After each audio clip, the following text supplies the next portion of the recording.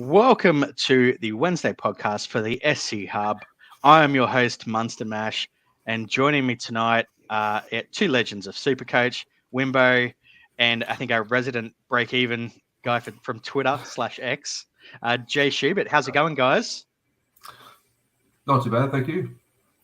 Yeah, going well, thanks, mate. Good to be here again. Yeah, fantastic. Thanks, for coming back. Now, first things first, how did you guys go this week? How's your Supercoach season going? We'll start with you, Wimbo. It was a pretty good week last week, actually. I think a 14-30. So obviously Teddy captain, and a late ton from Pod Dane Gagai as well really helped boost that score. So I'm just sitting inside the top 500 at the moment. So sort of been bouncing around there close for the last sort of 3 months, and can't quite push into that top 100, but sitting in a decent position. Yeah, that Gagai call up to Origin might have been a bit of a bummer, but I mean, I don't think anyone saw that happening. But you got to roll with those. That's Supercoach for you. What about you, Jay? 1,408 last week. Some more green arrows, which is great. I'm sitting just inside the top 13,000. Off to a rubbish start this season, but same with every year. Around the buys, I always make up a lot of ground. Round 12, I was about 30,000. Yeah. Myself, I think it's been a season-defining call when I went the pod route and went Pappenhausen instead of Teddy a few weeks ago, and it's just burned me ever since. So I only got an 1169, which was under what was par, which I think would have been about the 1300s to 1350 by the looks of it. So I've dropped to the outside the top 20k, but that's all right. I have the consensus team, which is still flying just outside the top 2k now. That's my goal for the rest of the year. We can get that one up there. So if there's anybody else that's struggling, you know what to do. Jump on board. We'll get this baby home.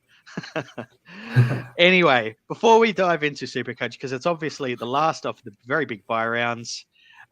Next week we'll see what happens with next week. So that's going to be a doozy.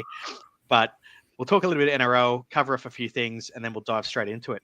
So the two big NRL news items this week is Jason Riles has been named the Eels coach for next year, which will be very, very interesting to see who gets the opportunities. I think there might be a few players moved on, but we'll have to see. What do you guys think about that appointment? Jay, we'll start with you. It's just good to see. They just need some new blood at Parramatta, and they need to put on the same kind of mould as what the Doggies have done in the last few years. Just get rid of some of the players that are just plodding along. Unfortunately, like Sean Lane, for one example, it just hasn't lived up to expectations. And just every time he comes on, he's just kind of, the effort's just not there as what it was in previous years. So getting a few of the young guys through, and then they'll hopefully get back up to where they would like to be in a couple of years. Yeah, like obviously I'm a Storm fan, so we've had him down in the coaching staff for a couple of years now, and I think most Melbourne fans kind of thought he was going to be the guy that eventually replaces Bellamy, but Bellamy just decides to keep going year on year. So I think it's a good appointment for him, and I think it's a good appointment for the Eels as well. So what about you, Wimbo? What do you think? Yeah, look, no surprises. He was selected. I think it was probably down to him and Josh Hannay, but Riles probably had the better resume, working under Robbo at the Chooks, and then as you mentioned, down under Bellamy. It's a pretty handy couple of mentors there to learn from. So I'm sure he'll do pretty well there at the Eels.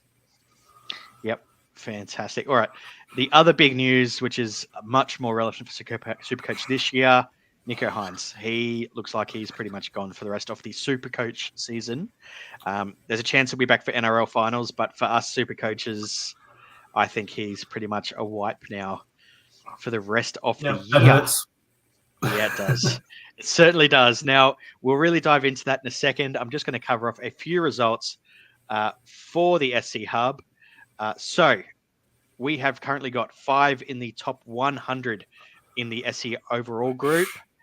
We've got Latino, who's been right up there for almost the whole year. He's out to 22nd. We've got DT, who I'm in a league with actually. He's flying. He's up to 27th. We've got untalented Guthos at 31st and Casey at 39th. All well done, guys.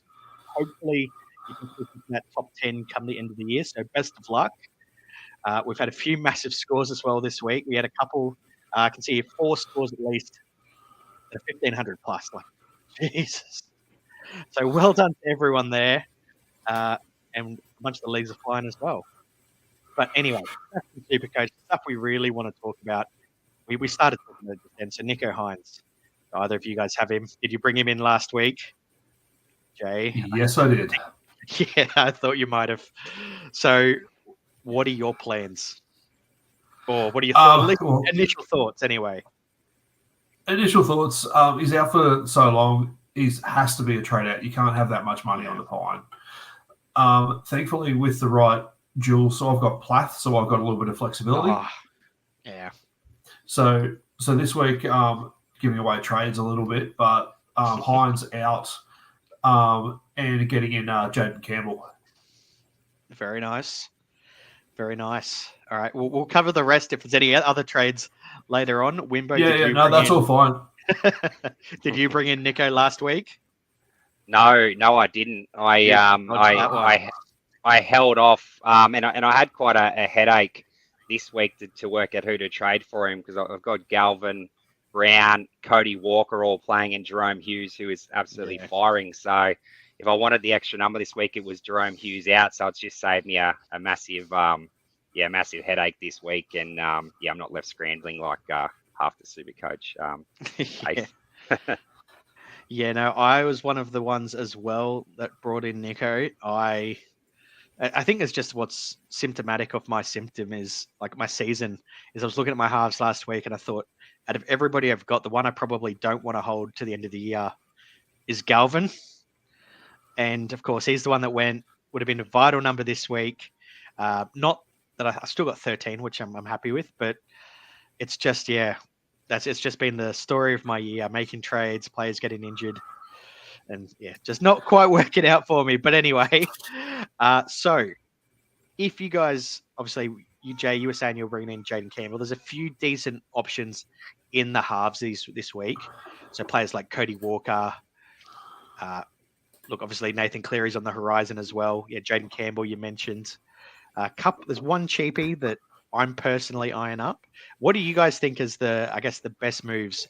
Otherwise, other than Jaden Campbell for yourself, Jay, who else would you be targeting? I guess you think is a good option anyway for certain coaches. Well, it's pretty much at the moment it's either trading out to either a Nuff that'll play this week to give the extra number and then don't see him again, or get in a gun and hold for the rest of the season. There's no in between. Like, don't bother bringing in a mid ranger. There's just no point at this time of year. Yeah. So. In saying that, definitely. I take you're eyeing off young Humphreys. No, I have the duels, and I'm eyeing off Jai Gray as a potential downgrade for. He's obviously got the fullback role for. Well, we don't really know with the extent of Latrell's injury. He should have the fullback spot. We would think. Probably at least 3-4 rounds, at least, if not longer. I mean, Liz Frank injuries have shown to be like really difficult to recover from in the past. So, for all we know, he might have the spot for 6 or 7. We just don't know. It's a bit of an interesting one, but I think the 2 bunnies options are pretty good. I really do like Cody Walker this week, and if I could stretch the cash, that's where I would probably go. What about you, Wimbo? Who, if you had to trade out Nicho for someone, what do you think you'd be aiming for? I think it would be Jaden Campbell. Obviously, he's got that huge neg break even as well. So you got sort of 2 weeks of cash rises, even if he does get moved to 14 or he gets injured again, you're still going to generate a bit of cash from it. The bunnies Jai Gray, it's an interesting one because I think Latrell's got a review of his injury in 2 or 3 weeks to see what needs to happen. Yeah. But if the bunnies drop a couple, I can see Latrell getting shipped off for surgery as well because it essentially puts him out of the race. So it could be a a gamble to pay off. Probably wouldn't be advising anyone to bring in Cody Walker at this stage. I was looking at him heavily as a trade out after his ton. He'd pumped out a couple of 50s, but bounced back with a 72 last week with a bit of a junk try there, sort of before half time. But yeah, I think Jaden Campbell's the play if he does actually suit up. Yeah, just sneakily though, Cody Walker does have a 5-round average of 75. Look, he does have that ton from a couple of tons from a few weeks ago that sort of pumped it up. There is a good chance that we'll have to go goal kicking. So you've got to think that's maybe, we'll say 8 to 10 points extra. So I don't hate it if you're thinking I'm going to get maybe 60s out of him. That's where I would sort of look at. I do think Jaden Campbell's got the higher ceiling though. We've seen it. He got a 170 last start. So I think it's a tough one for those making those choices. Yeah, you've obviously got as well the duels there with Max Plath, Jay. So that opens it right up, and that brings us to sort of, I guess, one of the other big names that I've seen spoken about this week is, if you can move Nico to a second rower, then you've got Ola, who's missed Origin. Basically Judy, who's I think pretty much the number one name on most people's lips this week to bring in. Like he's bottomed out at about 600k. So are you guys looking at bringing in Ola, even if it's a different way? What do you think, Jay? Ola, is he coming in? I am. He's actually my second trade as well. Actually, got enough. I've banked up the kitty. I can actually get rid of Sam Hughes for Ola. Oh, very, very nice. What about you, Wimbo? You grabbing Ola Kwatu? Well, not only did I avoid Nico last week, I actually went early on Ola. Just given I didn't think I'd get him cheaper because he had a 60 BE or so, and then I knew his low score was rolling out, so I actually went early on Ola and got gifted an extra number this week. But I do lose Dane Gagai, so it's sort of a like for like replacement there, and probably the scores they'll churn out. Very, very nice. Now, I'm assuming both of you also see Ola Kwatu as probably top 3 or 4 second rower for the run home. I mean, like the form earlier in the year was just electric. He's shown now for a couple of seasons that he's in that upper echelon of second rowers. I'm going to throw another name at you though that I'm surprised we haven't seen talked about a bit more, and that's Keon Kualamatangi. Like he's looked to have really found a home now at 13. He's 100k extra, but crucially, he does play 1 game extra compared to Ola Kwatu. What do you think about him as an option, Jay? I don't mind him. That's just the price. Because I am running very low on trades, like a lot of us are. So I'm just really trying to use what money I have got and try and get the timing right. Because especially it's all about the timing. Player bottoms out. You've got a player that's maxed out, needs to go. You just need to jump on it straight away. Yeah, it's certainly. I think we're all in that position. Wimbo, what do you think about Kualamatangi? Yeah, I sort of regret not getting on him when he did bottom out at about 520. I think he was punching out sort of consistent 50s, and then went boom with that big 133 in round 12 against Paris. So I've just got no room for him. I've got Fafita, Crichton, Ola, and Katoa all there. So I've sort of got the 4 premiums already. And but if I could, I would be definitely looking to bring him in this week. And I think because he stayed at lock and Murray went to edge as well when they played together as well, was sort of a positive sign moving forward, because that was probably the concern that he went back to the edge and started pumping out 50s and 60s again. But he's a base and base attack sat beast this year at lock. Yeah, I was a bit concerned at first because he was sort of initially started with about those sort of 55s, and I thought that might have been just where he was going to sit without getting the attacking stats. But over the last couple of weeks, he's certainly kicked it up a notch, and very, very tempting for me. I've got about, probably jumping ahead a little bit, I've got about 4 players that I really want to target. Can only really grab 2 of them because I need a downgrade. So he's one of the 4 that I'm looking at as an option, and it's just like if I could grab It is him very- and Olakau'atu, which I mean I possibly can, it's certainly something I'm looking at. Yeah, it does make it very interesting looking well ahead to next year, actually, because more than Yeah. likely he'll be dual. Well, I hope so. I've seen in the past that 13s have missed out on the front row forward, but hopefully, come on, Tommy Sangster, do it for us. Put key on it, front row forward. That would be amazing. Anyway, He did start round 9 at prop, so he's got the Yeah. one start at prop in there. So probably needs a couple more though to justify it. Yes, hopefully a few more, but look, I don't see it happening, unfortunately. But Supercoach gods, please, that would be nice. Anyway, we'll move on to probably the other really big name that most people are sort of looking at this week from the Manly as well, Tommy Turbo. He's back to fullback. Oh, I feel like this is, especially for you guys that are up the sort of pointy end, I feel like this could be season defining potentially. He could either come in and just hit the ground running, or he might just trap a few with some scores that while he's getting up to speed. So, Jay, are you tempted by Tommy Turbo back at fullback this week? Not for this week. I want to see more from him than last week. Yeah. I want to see him running freely. But for me, it's who to pair with Teddy. Yeah. And there's about four of them that are eligible, and just trying to wait till after the smoke clears from Origin and make my decision then. Yeah, I think that's a really important part. Is like it really is Teddy plus one other. Like that's the way it sort of seems to be for the run home. So it's especially with everyone running low on trades. Ask yourself this: Jay, you happy to run Teddy Turbo for the rest of the season if you've not really got any, duels or anything that can make it easily like to move him out if he does get injured again? Wimbo, are you tempted by Tommy Turbo back at fullback?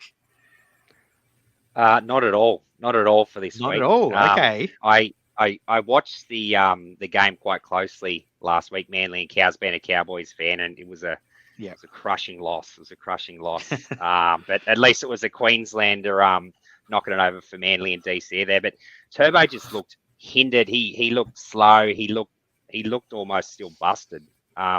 Yeah. I couldn't go there this week. If he starts to free up in the next couple, I'm happy to play the fullback roulette a bit for the run home. I've got Drinky there in fullback too, but the Cows have got, I think, still 5 home games up there at Country Bank Stadium for the run home. But I mean, the Knights have got some good matchups with KP coming back as well. Broncos have got a couple. Yeah. It's probably playing that fullback roulette if you got a few trades is probably could be the difference between jumping up a couple of thousand spots or a couple of hundred spots if you're at the pointy end. Now, I'm going to put it to both of you guys. Who do you think you want to run home? If you had to pick one fullback to run home with Teddy, who would it be if we're not counting players like Latrell, who's out? So, me personally, I think KP's probably the smart choice if he looks like he's back to his best. If we see something in Origin, I think I'll be really, really tempted to grab him. But the guy that I'm finding it really hard to look past is Reece Walsh. The Broncos need him to play well for the run home. And I think that just bodes really, really well for his Supercoach scoring, because I think he might try to take it to another level for the next, for the next 5-6 rounds, just to see if they can try to get back into that 8th spot. So that's where I'm leaning with, for people out there, I don't have Teddy currently, as I've obviously mentioned. So I'm thinking, Reece Walsh is probably, if I had to pick a name, that's where I would go. What about you, Jay? If you had to pick one fullback, who would it be? It probably would be KP, to be honest. Purely just he's got such a massive upside. and Knights have got a dream run on the way through as well. And Newcastle are just a different team with KP in there. Like everything goes to his hands. Only thing was, I had him earlier in the year, and it got burned when he got injured as well. So, and I've done that with Teddy as well. So they're both been in and out. Yeah, I think we've all been in that boat a little bit. So, Wimbo, you obviously said you want to play the fullback roulette, but if we had to tie you down to one, who would it be? Looking at the draw, I nearly think I'd take a punt on Walsh. I think if Queensland as well do win, which we're all hoping next Wednesday, I think he comes out full of confidence. If you get Renault come back as well, maybe round 22, 23, 24, he just creates that extra space for the Bronx, and they've got five games at Suncorp, one in Townsville as well. So they've only got I think one game maybe out of Queensland as well to finish the year. So we know how the Bronx go up there. Yeah, we certainly do. So yeah, he'll also potentially be goal kicking for at least a few weeks as well. So that's why it's also, yeah, I think he's the one that I might be aiming for out of Origin if everything goes the way we hope it is, specifically with a Queensland win.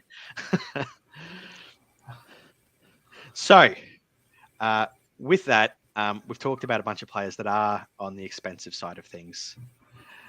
So have you guys got any particular downgrades or nuffs that you're looking at this week that might be the way to go to just free up that cash? Is there any players you're actually looking to move out as well? I know it's a pretty big question. We'll start with you, Jay. What are you sort of thinking for your side? Which players are you kind of looking to move out at this point for this week? Well, for this week, I'm definitely getting rid of Sam Hughes. He's not on the bye this week, and he's just plodding along. He just needed to go. So being able to go up to Olakau'atu is amazing.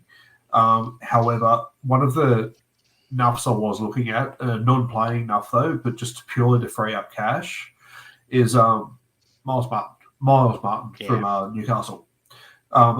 Looking at the draw, Newcastle play a whole stack of games at the end of on Sunday, and they play, I think, 5 of the last few games is the last game that Newcastle play. So it just opens that VC loop up. Yeah, no, he is certainly, I think, should be the top of anybody's list if you are specifically looking to nuff. The other player that I have looked at as well is from the Knights as well, is Jed Cartwright. So we know for an absolute fact that he will not play again this year because he's now in the Super League. So anybody looking for that CTW 2RF nuff, he is your guy. Wimbo, who are you looking, I guess, to move on, and any other players that you're looking sort of as a downgrade to just free up some cash at the moment? Yeah, I actually went early on Karapani to the Eels Tago last week. I wanted to move Karapani out, and he was just he cost me badly the week before for that AE score of 1. Because I've got Harry Grant and enough at hooker, so he stung me bad, and because Grant was out, I didn't want to wear his. I think he got 6 this week, so he stepped it up, but I couldn't wear it, so I already went down the Tago. But I actually really like the look of I think it's Geimer from Para as well, starting lock this week. I threw in the Discord chat. He reminds me of a young Corey Horsburgh, just the way he moves around the field and just sort of rips in. That I reckon he's a good downgrade. I reckon he could be safe to punch out 35, 40 plus scores sort of from the year out if the Eels want to give him some minutes, because Paolo's out as well. Yeah, they are certainly short on middles, and we've seen that. Yeah, Ryan Madison looks to have moved more to an edge role now. Lane's obviously not really doing it too much, and Cardi's now back to the bench as well. So I think there is certainly minutes for middles at the Eels. So I guess on that note as well, then, how are you guys looking at it in nuffs in the sense of somebody that's not playing at all and has no chance of playing versus these guys that we'll say could become a bench nightmare eventually. Like, how are you guys looking at that for your teams? Like, which do you prefer, Jay? I've still got Karapani, unfortunately. But ideally, I would like to get one that's just not playing at all. It's really hard to try and get the ones that are just going to come in for 1 or 2 weeks and then never see them again. It's really hard to try and pin those ones down because they'll just pop up from nowhere. And as we saw last year, the amount of restings in the last week, and then players come out of the woodwork and everyone gets stuck with AEs left, right, and centre because no one can field a whole team together. Yeah. So you definitely lean on the nuffs that are not playing. Wimbo, would you tend to go the other way, or which way are you looking at it? Oh, look, yeah, I think if you've got, solid depth, you've got 21, 22 decent scorers, I think you could run 3 straight enough. So I started with Viliami Fifita. So he's been in my team since round 1. Although he did have a couple of games early in the season, but it looks as though he's disappeared right now. I got burnt massively. I think it was round 26 or 27 last year couldn't even field a full 17. So if we can pick up, I think, a couple of the cheaper guys like a Guymer who could punch out a 40 or a 45 in them later rounds, I think could come in handy. But you don't want anyone that's going to punch out single digits or in the teens, and you get AEs all the way up to around 27 as well. So it is a really fine balance to run.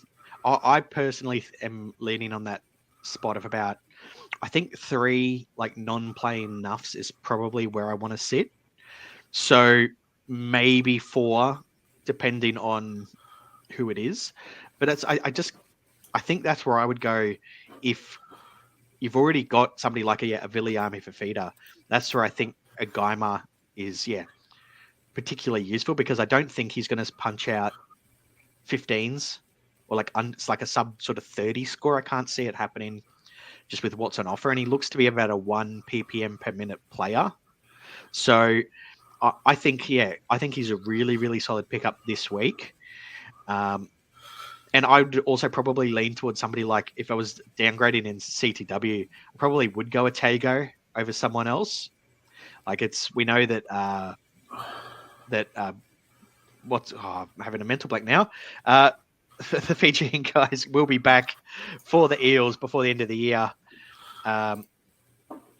So I don't think he's going to be there till the end of the year, but so that's where I would go. I'd probably go somebody that is playing at the moment, just in case we do get these like mass restings towards the end of the year. We might just that a 40 points come round 27 might just be so invaluable that it's going to be a tough one to sort of pass up. So is there any other names, I guess, that have jumped out to you guys as downgrade options? Like I mentioned before, Joe Gray is one I'm looking at for 5/8. He's at about 280k, and I think he'll probably be the same. Maybe that I won't look to play him each week, but he'll probably punch out maybe 50s, which I think is solid enough. Like for anybody else that's looking forward, the Rabbitohs play the rest of the year, and they have the Tigers next week, so that's certainly on my radar.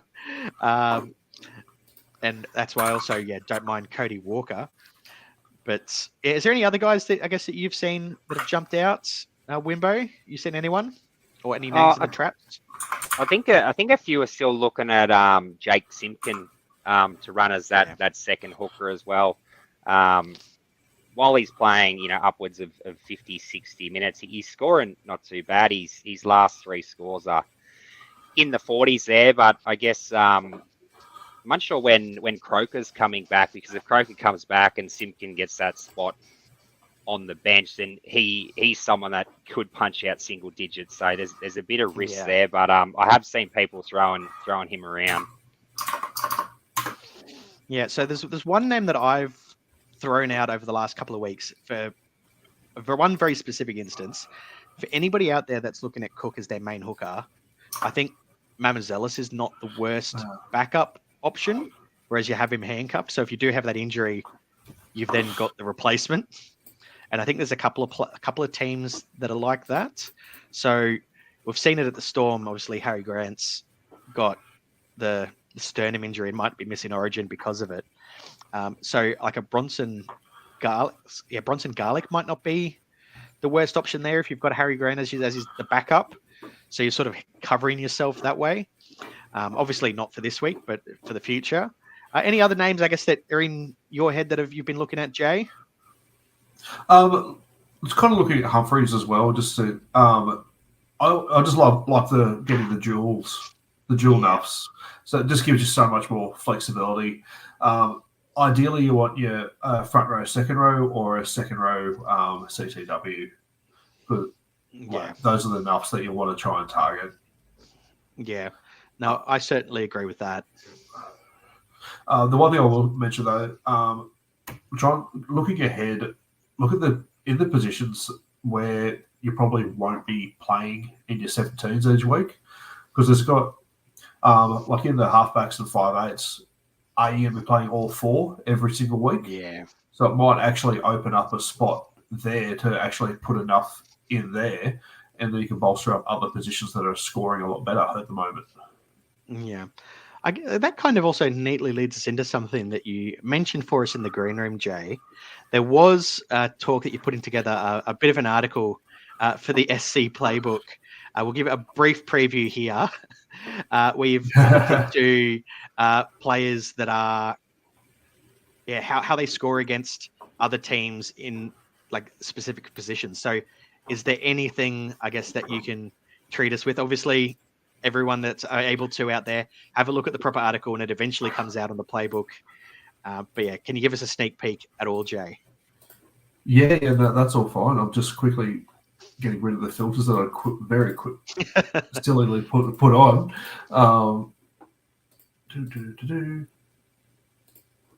None. Okay. Back to it. The couple of things that were a little bit deceptive and a little bit shot out a little bit. Just teams that are just conceding the most per position. So coming up, Canberra is actually averaging, they're allowing 73 points per game on average this year. The next best, or the next worst, is actually Souths, which is 61.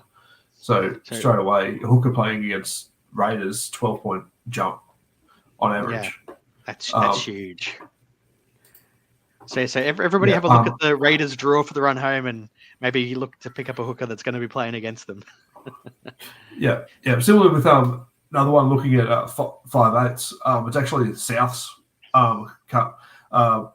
leaking points to 5/8s this year. They're letting through about 75 on average to 5/8s. Granted, most of that was earlier in the year, but that's still extremely leaky. Yeah, that's huge.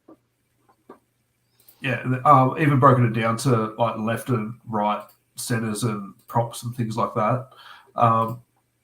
Where's another one that really stands out? Right props against the Gold Coast, 63 points. So for anyone in your front row that's coming against the Titans, definitely worth a play. There you go. So yeah, very, very interesting stats there. Like, obviously, like it's just invaluable for those looking to maybe pick up a pod or somebody like that for the run home or for the finals.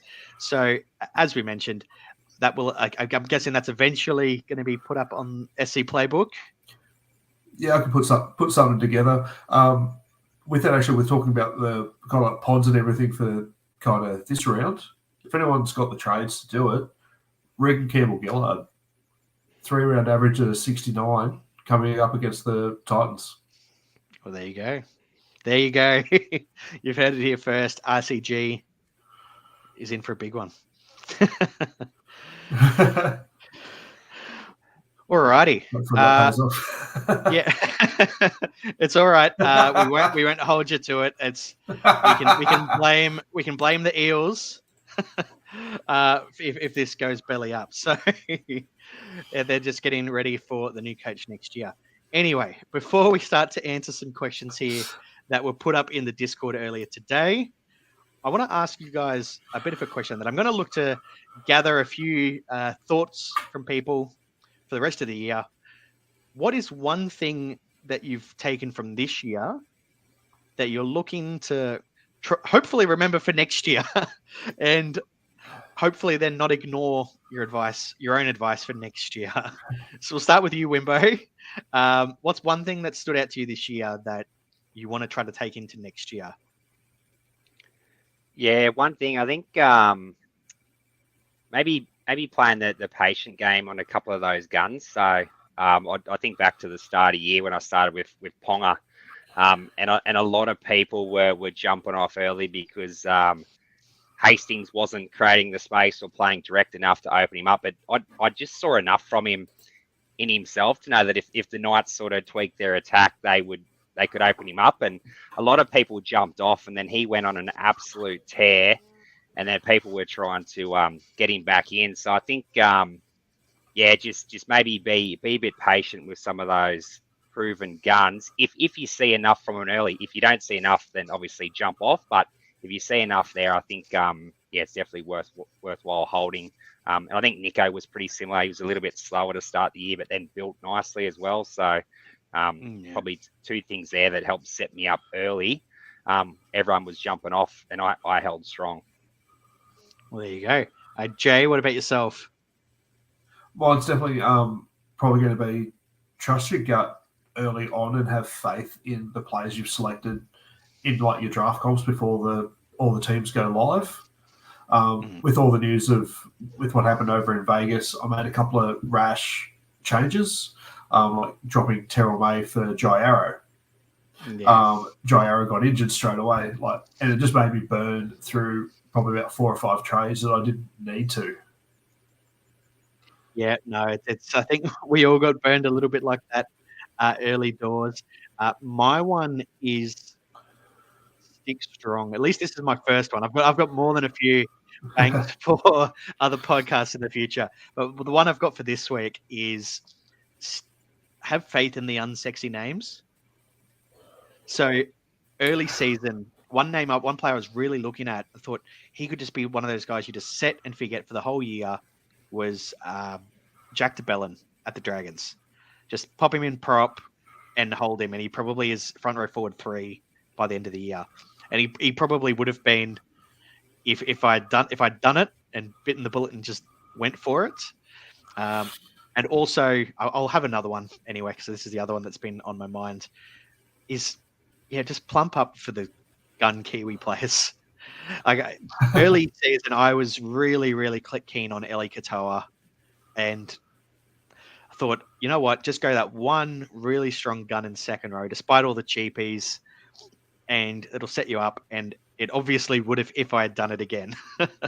So I think that's one thing I'm going to really strongly look at next year, is try to pick maybe 3 or 4 non-origin guns and just stick strong with them and just see if I can hold them for the whole year, because I think it's just going to prove a massive bonus if we can. Because I always burn through trades far too quickly. Yeah. All right. So anyway, we'll jump into some actually questions. Quickly to add you go, Jay. One more. Sorry, one more to actually add to you as well is similar to Wimbo, just being patient, actually, but being patient with the rookies. Yeah. So, because how many times have we traded them out and then they've happened to have that 1 or 2 good games and they've gone on to make an extra 200K? Yep. Jack Bostock. Yeah, definitely. That was one of the ones I actually got right this year, but that's few and far between. Anyway, we'll go on to the questions that were raised. So I've got the one in the Discord. Didn't get too many this week. Makes sense with it being the buy round. And then it's somebody that we've only just lightly covered. So we'll go a bit more in depth with him now. It was thoughts on Jaden Campbell and or Will Price. So we'll start with JC at the Titans. For me, it comes down a little bit to what his position is long term. I think he's shown enough that he could potentially lock in that 6 role, but I don't know with Brimson back any week to help potentially this week.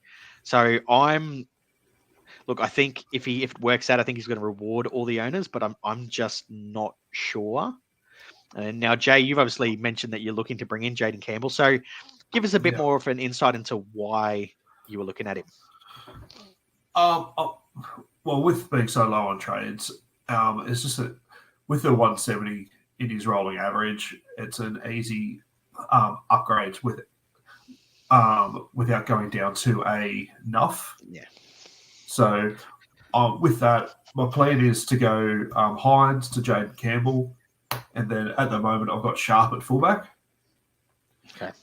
So then this would be Sharp out, Campbell will move down, and then I can actually trade out Jaden Campbell for either a Pappy or a Turbo or Ponga, whoever's firing at the time, and make the 150, 200K that Campbell is now. So, which means he'd be around that 750, 800 price.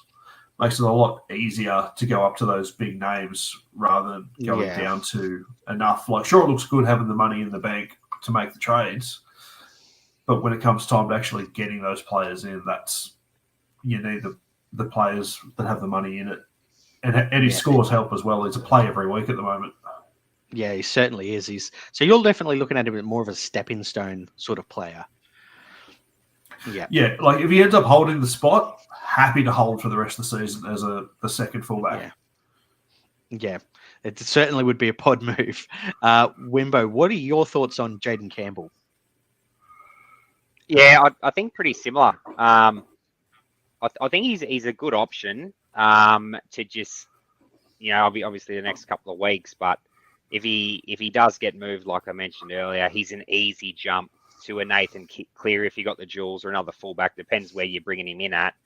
But yeah, if he does hold his spot, then his average is, I think it is the top average for 5'8" right now. So he could be an easy run home. The Titans draws a little bit up and down, but he's definitely shown this year that he can go big, but he's just so injury prone as well. So you're taking a risk there, but don't mind him.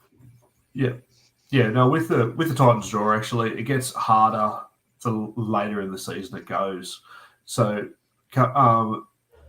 looking at Parramatta, Manly, Dolphins, Broncos, which they always get up for, Cronulla, then Sharks, but then they finish the year with Roosters, Knights, and Penrith. So it's a brutal finish home.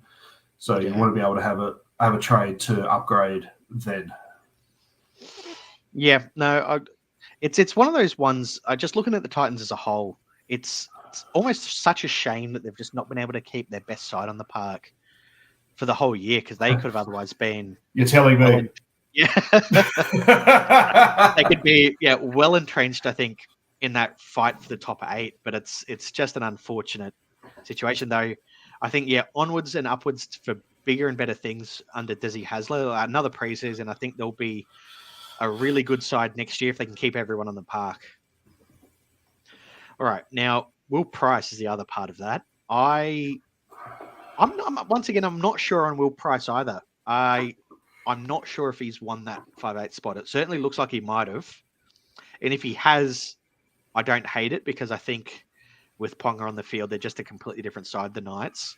So I think that's kind of where I'm looking at it for Will Price, is I think if he's on the field with Ponga, I think he's not a bad option, but I also view him as a bit of a stepping stone as well. Jay, what do you think about Will Price from what you've seen so far? Yeah, no, he's played really well. It's just, for me, it's the Knights. They chop and change with their halves. Like, they experiment and then they change. And they experiment for a couple of weeks and then change again. It just doesn't give me any confidence in him staying in the team long enough to make it worthwhile. Yeah, it's a tough one. Adam O'Brien's, I think, getting close to Ricky Stewart territory for Supercoach. Wimbo, what do you think about Will Price and I guess the Knights as a whole, really? Yeah, look, I think while the Knights are winning, he's in the halves, right? That's the way O'Brien's done for the whole year. Is he's happy to stick while they're winning, but as soon as they lose the game, Tyson Gamble probably comes straight back in. I think that the interesting thing about Price is he's available at centre wing as well. So at 345k, at centre wing 6 or 7, he's probably not a bad play there as well. Stepping stone up to a Carraz or someone as well if you don't have them for the run home. But yeah, I mean he's got similar risks to Jaden Campbell. He could be out of the team. Yeah, it's probably whatever one you pick. They're probably going to go out before the other one. Yeah, yeah, they're both sort of in the same category with that. So I'd say, yeah, definitely look to at least have one extra trade to move either of them on, potentially, depending on how things go. Anyway, as we start to wrap up, we've started to cover it during the pod as it is, trades for the week. Jay, you've mentioned 2 of your trades. Are you looking to do any further, or was it just the 2? Just the 2, and that will do. Yeah, I've got my plan kind of set up for the next few weeks. With all the players changing, I'll actually be aiming to have a strong squad of 22, 23 within 2 weeks. Yeah, very, very nice. So it's just about the timing, and the players I want, they're not playing this week, so there's no point. Yeah. I think, keeping the powder dry is a smart move. Wimbo, what about you? What are you looking to do this week? First one already done, Joey Manu to Ruben Garrick. So I didn't get on Ruben before his HIA game, so I dodged another episode there. So but yeah, Garrick straight in. I think he hit 73 last week in base and base attack. So that's solid numbers from a centre. And then possibly looking at Geimer for Sam Hughes maybe as a downgrade just to generate that cash. And then, my team's pretty well set. Just looking at Carraz next week for Blaze Talangi, and then nearly in a position to hold for a bit and then get ready to play some roulette on the way home. Very, very nice. Even though I don't want to, I think I'm going to have to make 3 trades this week, but I'm trading for players that I view as keepers for the run home. So I'm looking to finally move on Jeremy Marshall-King for Damien Cook. I think he's the number 1 hooker for the run home. He plays more games than everyone else, apart from Appy. Appy also technically does have one bye, right at the end of the year. So for me, I think Cook is number 1. I think he'll outscore everyone else for the run home. I'm probably going to grab Olakau'atu for Sean Bloor. And then, to free up some cash at the moment, going Nico to Jai Gray. At the moment, that is subject to change. And that'll give me 14 for this week with a couple of dodgy names in that as well. Not too bad. Cs and VCs. This is obviously an important one in the buy rounds. This is one of the things why I'm also potentially looking at somebody like a Keon. So I've got the money to do that instead of Ola. So I'm tempted to do that as a pod move. And because the Bunnies play first game of the week, I'm probably going to VC someone from there and then just see on Fafita, I think is where I'm probably going to go. What about you, Jay? What are you thinking for your armbands this week? Tossing up VC between 3 players, actually, between Fafita, Jaden Campbell, and Cody Walker. Yeah. Purely because Parramatta's playing horrible at the moment. They don't have Moses this week. So either one of those 2 should hopefully tail up against the Parramatta. And then just go safe as houses and go Garrick for captain. Yep. Sounds good. What about yourself, Wimbo? Who are you thinking for the armbands? Yeah, look, I think it's going to be hard to go past Garrick. That Newcastle back line is horrible, especially a couple of the centres they've got coming in there. So Garrick, if he gets any sort of early ball, possibly could be in for a good one there. But yeah, looking at Cody Walker or Fafita, possibly into Garrick. Yeah, I think that will probably be the most popular option. Is VC, David Fafita into C Garrick, and it also gives you that security that if Tommy Turbo does decide to put one on, you've kind of got the goal kicker where if all the tries he's set up, so you kind of at least trying to give yourself that safety net for points as it is. So we'll wait and see. We'll see what happens with Tommy Turbo and the rest of the games this week. I'm looking to get to the Broncos Dragons game, so that should be an interesting one at Suncorp, which I'll enjoy a few bevies, I think. So with that, anyway, we'll wrap it up there. So thank you so much for joining me. It's been a pleasure having you guys on. For anyone out there, if you're not in the Discord, jump in. There'll be links to do so. It's a great place to talk Supercoach. If you need to get your trades reviewed, you need to bounce some ideas of people. There's channels in there to do so. We've got the Thursday night team review with Mr. Charity. That's always a bit of fun. That's a live chat that we run through the Discord. So anybody that's sitting down before the game tomorrow night, jump in, crack a bevy if you can, and it's lots of fun. Good luck to both of you guys for the rest of the year. Thank you again for jumping on.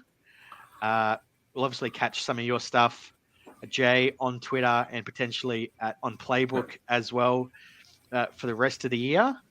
So, thank you guys. Good luck to everyone out there in Supercoach land, and we'll see you next time. No problem. Thanks for having us.